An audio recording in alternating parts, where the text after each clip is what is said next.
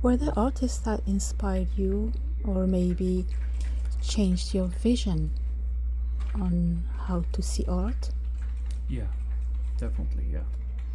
Um, Among them is as Jackson Pollock, who have lived his life, in New York and started a different technique of seeing things in nature.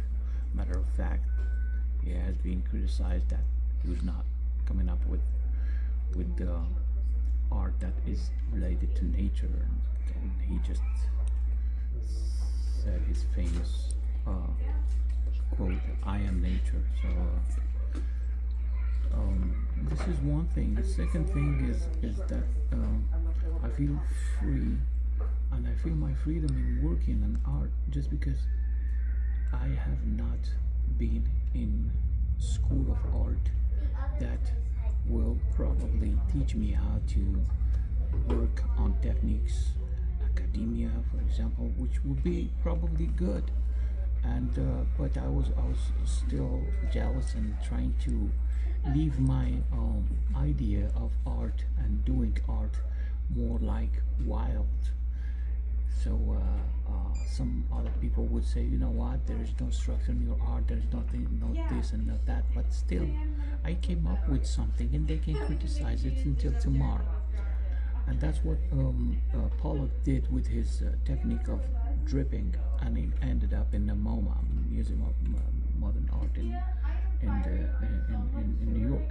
So uh, I think there's a bunch of artists that I call brave. Rothko, for example.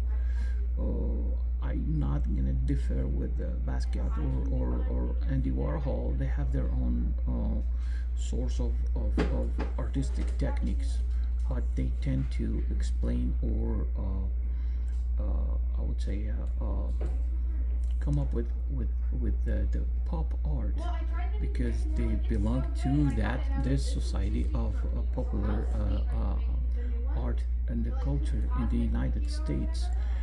What I'm trying to say is that I know that I belong to two or three different cultures, and I've had so much collected languages, literature, art. I've read a lot about artists and arts and schools of arts, history of art. But at the end of the day, I think I will end up doing what I want in the name of freedom, and I will end up doing what I like. So now the people will probably judge that if my art fits this time or fits another time, or my art is not art at all, and I will accept that. But at least I keep moving.